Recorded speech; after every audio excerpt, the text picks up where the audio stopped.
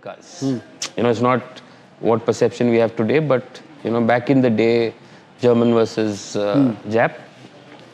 So he said, I'll buy you a good car, good bike. You please have fun, study well, and be back home at 8 o'clock. So I said, no, I want to buy an S-Team. Okay, so carbureted S-Teams had just stopped, and a month before is when MPFI S-Teams, the first MPFI S-Team was sold. So I knew a friend who owned a dealership back then. So we went and saw, and we were taken for a test drive because he said, I'm not letting you sit and drive any of these cars. So that MPFI S-Team used to be very free revving and back in the day, within reason. And all that happened, and I don't know how I managed it.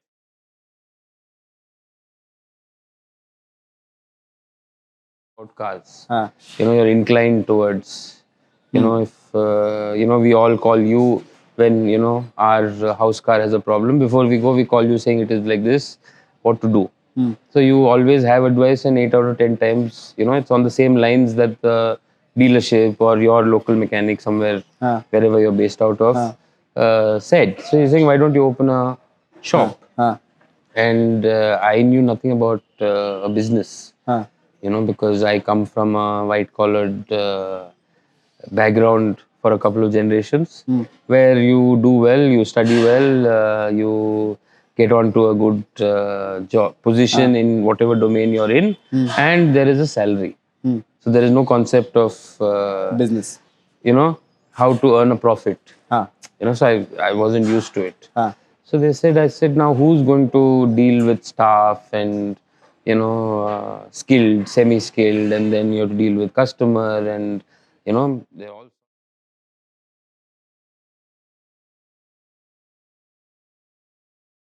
So I think now we've gotten a fair bit of an idea of what made you start SpeedSport and how your journey, how you got into motorsports and stuff. Now the most exciting part for all of us boys is, when did you and how did you get into things like the turbocharged Zen and the crazy builds that you are very famous for? See, the Zen, like I said earlier, I drove a Zen in an autocross. Then, it was during that time, a year later or whatever, there's this friend of mine who runs a audio shop now. Correct. He said, I want to build a Zen. That is the only criteria. Okay. Now, what happens to that Zen, how it gets built, he's saying all that aap dekho. He just said he wants to build a Zen. A Zen, it has to be the quickest Zen in town. Okay. You figure out what you want to do. I am not getting into all that. I think he was also my first performance customer. Okay. We're still friends today. And, to get somebody as your first customer who, I won't say no budget clause was there. But I'm saying within reason, yes. If we need, we need. In that sense. I think that then there used to be a lot of these, drags in Greater Noida. Greater Noida was just coming up then. So you used to have good roads, but nothing around those roads, which led to a roundabout, and then you're back on the road. So I think that car did very well there. I think it beat Mark 1 Octavia VRS with a remap. It, I think, kept up, if I'm not wrong, with a E90 320D, which was mapped and exhausted. Even with the 330i, I remember. I don't remember. Yeah. So I'm saying it made a big, impact with, I guess, like-minded people who came there. And that would have been like one of the stepping stones of the wow factor for you also, that this is something that can also happen. I mean, with something like a Zen. Yeah. So then I think the next year there was this other friend of mine who said, who was this friend's friend. He said, there is this 800 at home, and they finally said you can do what you want with it. So what can we do with it? So I didn't think much of, I said, what can we do with it? So then one thing led to another, and a lot of the problem is in your your 80s and 90s Indian generation cars / engines / whatever which had a huge Japanese influence to them. You know, the other side was an Italian influence, but you know, that is some 40 years old in Italy, then was sold in India. You know, like a Premier Padmini or whatever.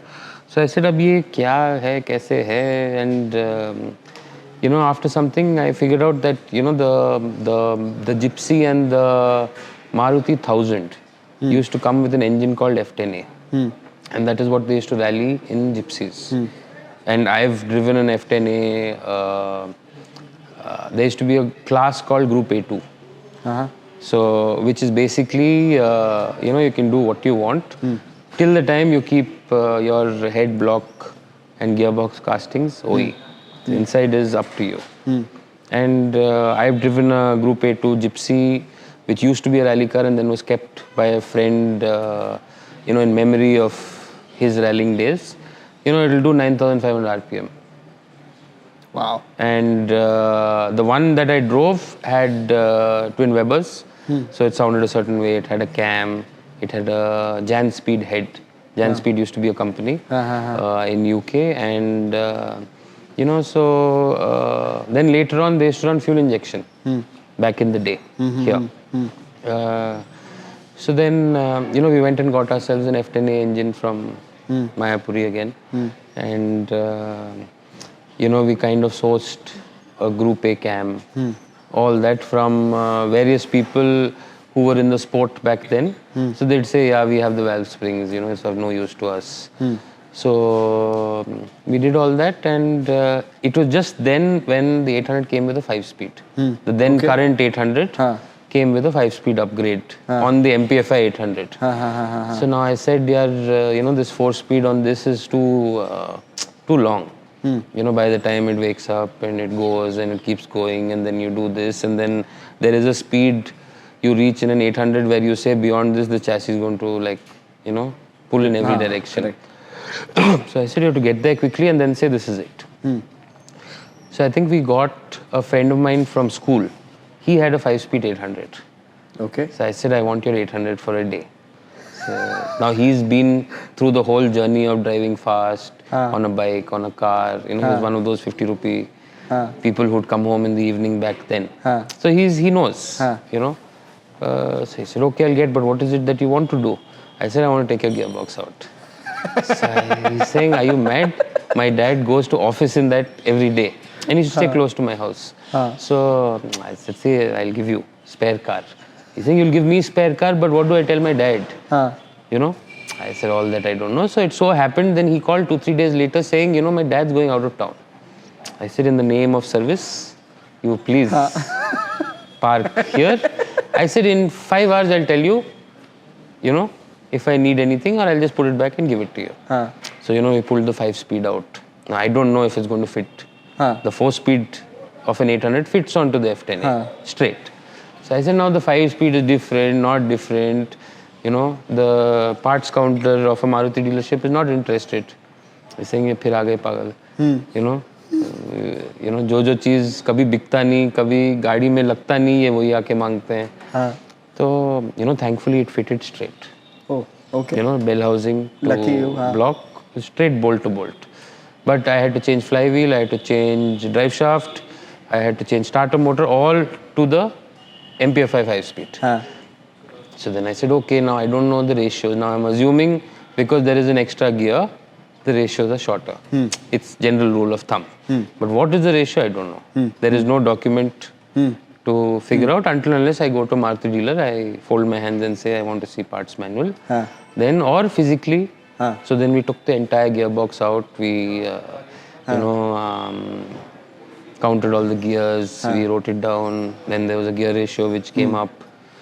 Then we decided, you know, the 12-inch wheel is not good enough. The 13-inch wheel needs to be run on the 800. So all that happened, and I remember this is Sanyam's car. Okay. Okay. The 5-speed Maruti is Sanyam's or the one you were working on? The F10. I see. Maruti is Sanyam's car. Okay. So I said, now you come. So I'm saying back in the day, they were all college-going kids. So, or they were just out of college or whatever. So he's saying, yeah, this is very nice. I I said, no, I have to remove it and put it back into that car. Now we know we have to buy this. You know? So he said, okay, now how much is this going to cost? I said, I don't know, you come with me to Mayapuri, we'll see. Now in Mayapuri there is no 5-speed because it is, 2 months old. The model. He's saying 5-speed क्या होता है? मैंने कहा वो बिक तो रही है, कहता वो नहीं तो बिक रही है, कहता 4-5 साल दोगे तो यहाँ आती है. General things start rolling into a junkyard. 4-5 years after it's been in production, until unless there is a crashed car which comes for your luck. So then I said, okay. Then I found one more friend who had the 5-speed. I think it was his mom's car and she never used to use it. It was just a car that she bought or they bought in her name saying, ye aapke liye. So then I called him. I said, I want your gearbox. So he's saying, yeah, take, no problem. So I said, no, but I want for like a week, 10 days. So he said, no problem. So then he asked me, what do you want it for? I said, see, this is what I want to do. So he said, you do one thing, no, you give me the 4-speed. He said, it's going to make no difference to my mother. Correct. She drives at 40 kilometers an hour and goes once in a month. If that car runs, it runs. Otherwise, she might not even know there are 5 gears in it. So quietly I took this here, put that here. Are you serious? And I said, Mr. Tyagi, you have 5-speed. Mr. X, you have 4-speed. So it is the world's only MPFI 800 with 4-speed. Even today. Okay. The car is still there. Okay. So I'm saying that is how, the hunger or the want to get the solution. Now what the billing is, how you got it, all that is secondary. I'm saying this car has to run, it has to run. Understandable. I'm saying then we made inlet manifold, intake manifold for the carb. We changed the carb. Now we didn't have money to buy a Weber or a high-end carb, so we ran 2 Esteem carbs. Now all that, and I think it used to do meter down. Okay. Like there are videos of it, or from a Nokia 6600, where the meter stops at 140, and that is at where 0 is. There's a dunty over there. Correct. This is gone ulta to the dunty and is there, and the then driver took a photo and sent it to me. Oh my God. And I think another friend and one of his friends used to have a Baleno 1.6, I think, with an exhaust and air filter. Okay. And till 140, this 800 used to outpull it, and at 140, it used to be vibrating. And you ask Sayyam, he'll tell you. Okay. So that the next year in the drags, okay, I'm saying it was fast, but general perception for the public that it's an 800. So it was like double. What the hell is an 800 capable of? It was like double dhamaka when it beat a lot of cars, and it respectably finished against a lot of other cars. I think you've given a very solid reason for why people actually know you for something that other performance upgrade guys cannot do. अगर नहीं हो रहा तो fill के पास चले जाओ, वो कर देगा. There are limitations. Let me tell you, you do have that reputation out there कि और अगर कोई नहीं कर पा रहा है फिल के पास चले जाओ, वो तो पक्का कर देगा. I've heard other things too, but okay, I'll take what you say. But I'm saying it's my inquisitiveness to say, how this has to work now. Now you jumped into the pond. How do you say, hands up, pants down, we'll just walk out of the pond. You have to come out of the pond, all cylinders firing. So let's talk more about your inquisitiveness applied on your BM. What's the story behind your BM? See, back in 2000, I got my first paycheck. So there was this one dealer who said, you like BMWs? I said, yes. It was a very general statement that I made. He's saying, on Saturday you come, I'll show you one car. I said, okay. So he's saying, what is the car? He's saying, no, it's 4 lights in front. I said, but a 3 Series, 5 Series, saying, choti hai. I said, okay. तो छोटी है बोल दिया बस. अब यार वो बेचारा कहाँ, he's more like a spotter. समझ गया. यहाँ खड़ी है भैया चलो. ठीक है. So he said, आप अगर लोगे तो 5,000 रुपए मेरे, बाकी आप डायरेक्ट बात कर लेना. In the typical Delhi style of. I said, okay. So I went to Defense Colony roundabout. So I think right next to the Gurdwara or right next to the Guru Har Kishan Public School, there is that. So they said, यहाँ उन्होंने बोला आएंगे. So then, correctly one driver came and he said, अच्छा, so they knew each other. So I figured out spotter versus driver have set this up. So he said, okay, come sit. I said, where? He said, नहीं, इनका घर आ गया है. So I went, so there were a lot of Lexuses, a lot of stuff, exotic, so to speak, stuff back in the day. And right at the back there was this, it was darker grey, like something like this. Yeah. It's called Delphin grey in a BMW sense. Acha, this is not the original paint then? Okay. No. Okay. So it was in Delphin grey and it was just parked, clean but parked.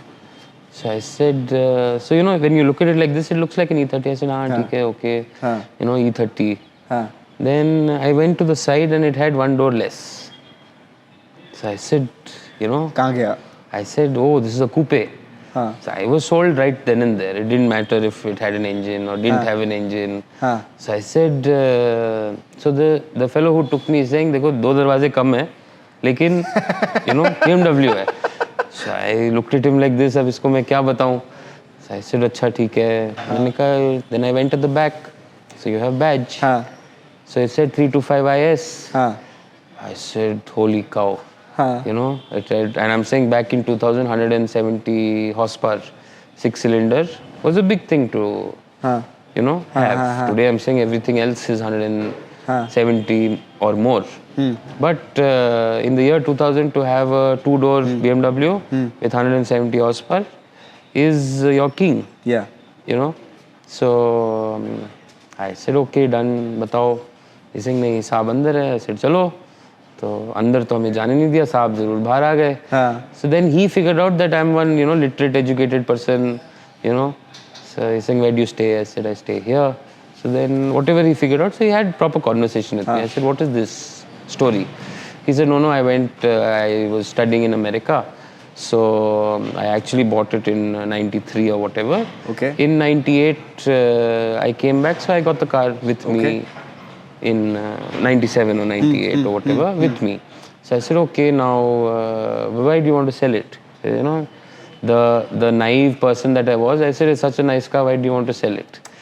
अब वो अंदर से feeling आई तो मैंने बोल दिया. तो पागल है क्यों बेच रहा है types? I said, कहते no, I have too many cars, I don't drive, It's my place of work is in a place where I have to go with a chauffeur. So I said, okay, fine. So he said, see, so much is what I want for the car. I said, okay. So he's saying, but I'll only give you the car delivery when it's transferred to your name. So he figured one young boy is come, which pedestrian he's going to climb. He said, first it has to be transferred. I said, okay, no problem, what for me? So I said, okay, money. I said, here is the money. So I said, then I told that fellow, I said, up form 29, form 30. How much did you buy it for? 1,72,000 and 5,000 rupees to the spotter. अब यही rate था उस time पे, पुरानी BMW कौन लेता था? तो okay. Today I think आज की डेट में if you spend like 1.25 lakh रुपए खर्च करेंगे तो probably you will get a set of basic coilovers. Today I'm saying I have a standing offer for 75 lakhs to put it in perspective, but as is where is. After whatever we've done, we've done. But for me, see, it is my first car. And I would also like to tell you that the car had a misfire when I bought it. Okay. And then I figured out that this person hasn't figured, couldn't get this fixed. From 3,500 to 4,500, there is a flutter. Okay. Before and after, it goes like a rocket. Okay. Okay. So I think, so I told the guy, I said, ये तो, the guy didn't let me drive. It was parked, आप देख लो, start कर लो, accelerator दे दो. So everything seemed fine. Now I'm saying 3 weeks later when it finally got transferred. So, my best t-shirt, best shoes, I've gone to take delivery. Straight out of the driveway, I came to the same roundabout. And I was in first or second and boop, boop, boop, boop, boop, it'll do.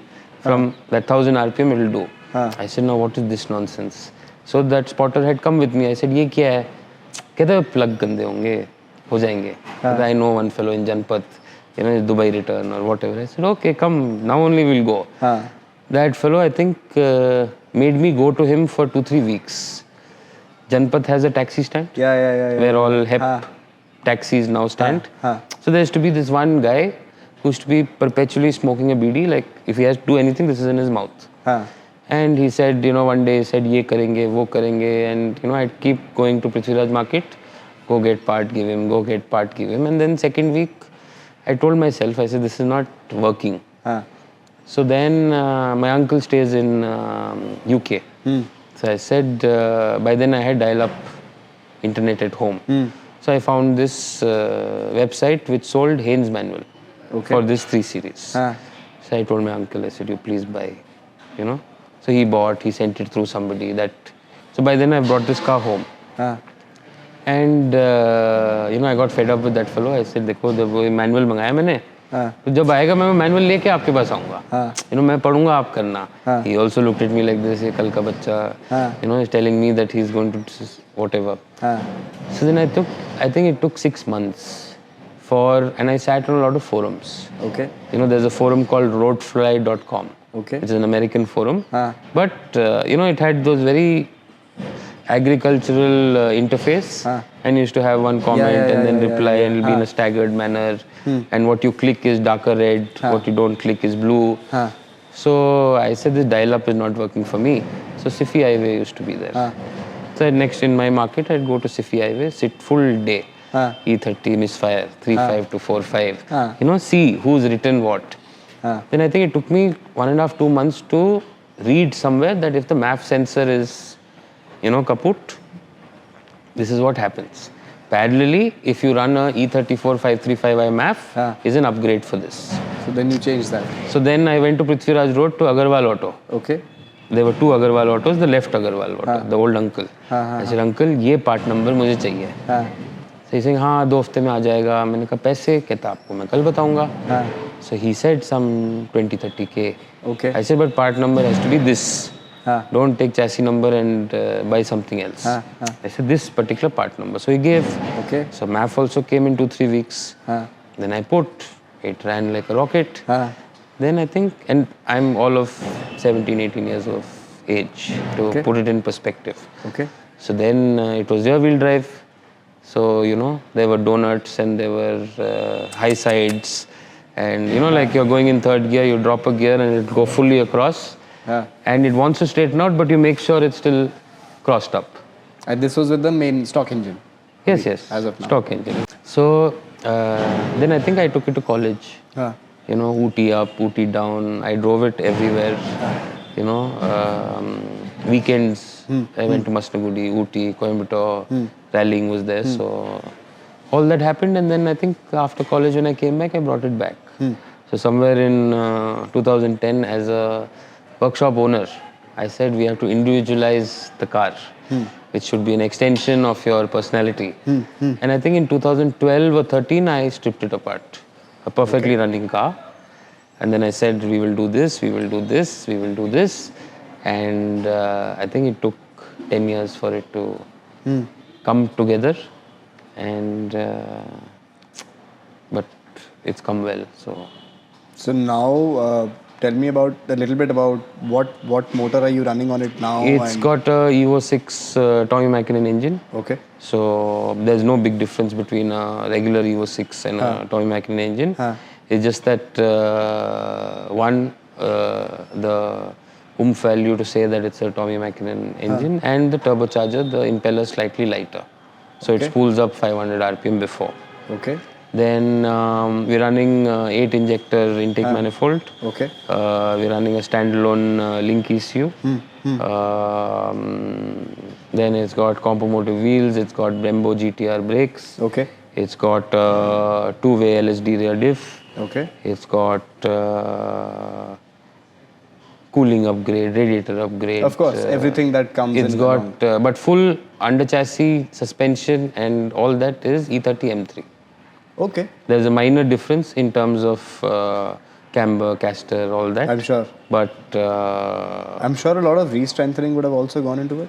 Not really. It was a good chassis, which I'm saying the same shell with boxed arches. Okay. Used to be some 250, 260 horsepower. The same chassis, the same... Same chassis, but in the family line of whatever. Basically on this one chassis, they had some 6 models. But the kind of numbers now you're pushing on this, I think it's way above. See, because it's M3 suspension, plus I think it's the most expensive brakes I've ever bought. Okay. And Brembo you mentioned, right? Brembo GTR. So it's for motorsport. Understood. Used by most of the GT series cars. Okay. And also for FI Group and homologation brakes. Okay. The sizes vary from car to car, but Brembo makes the homologation variant for this. So that, and it's got a quick rack. Okay. So 2.6 tons lock to lock is full steering. So it's literally like a go-kart. It's a lot of fun. And I mean, this was all about your vehicle. Something that kind of, when we were talking earlier, you mentioned something about the Celica. What works is the Celica going through right now?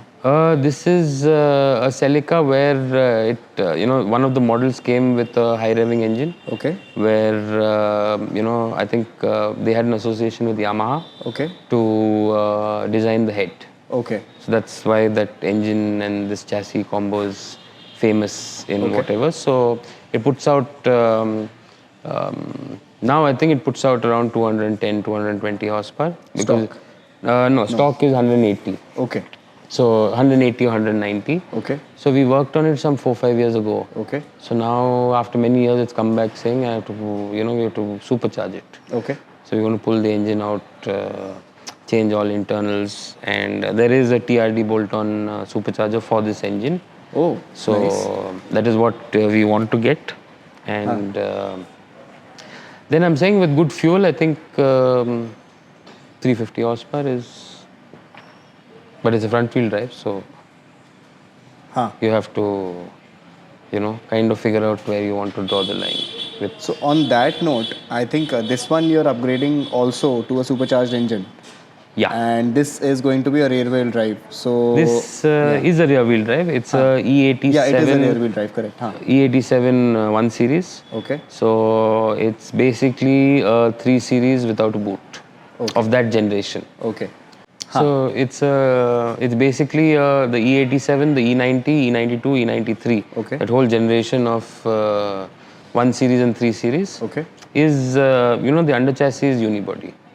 I see. So what fits on an E92 M3 will fit onto E87 1 series. So we actually got a full car.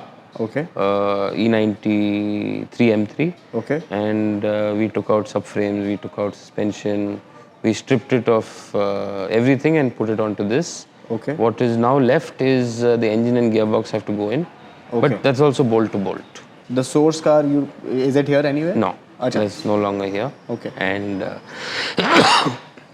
but it's got an ESS supercharger. Okay. Which ESS says that it's one of those 625 VT2 625 kits. Okay.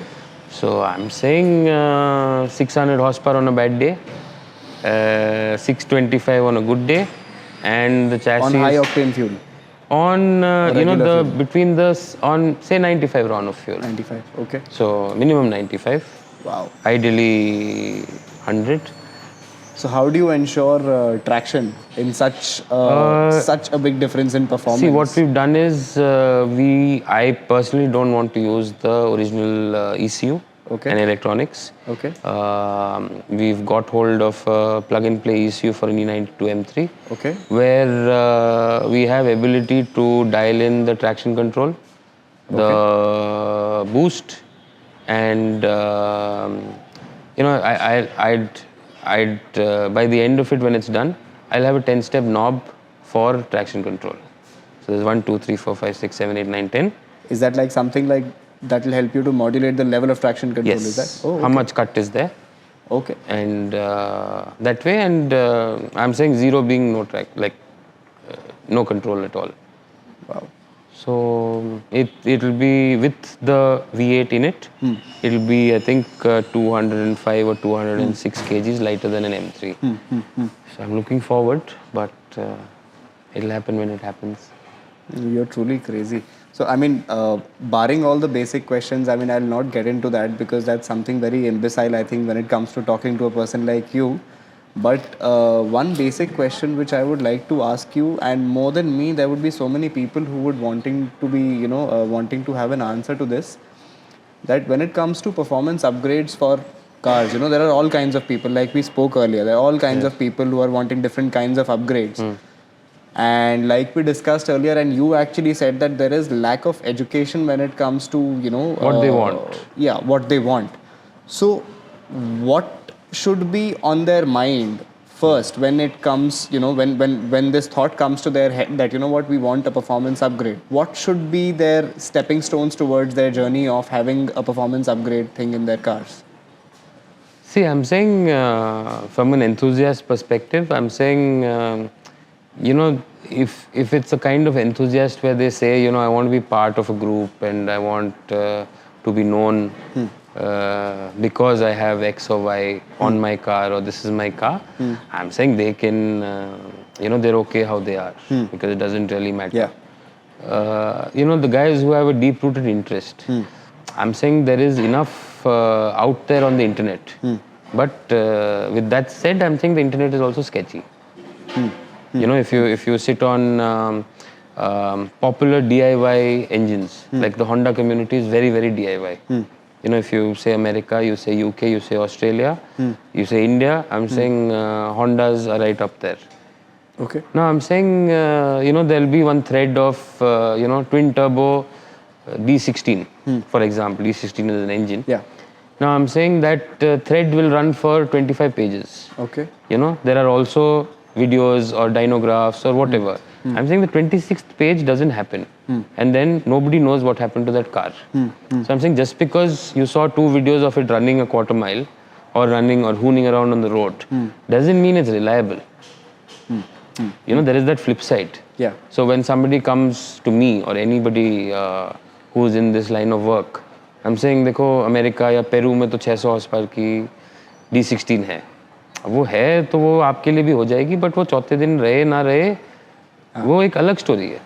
So I'm saying I think you have to take a call where you draw the line.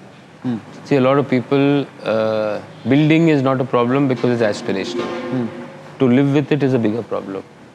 Okay. Now I'm saying if Volkswagen made 100 horsepower or 110 horsepower car, now if you're going to get 250 horsepower out of it reliably, that does not mean regular Volkswagen service schedule can be followed.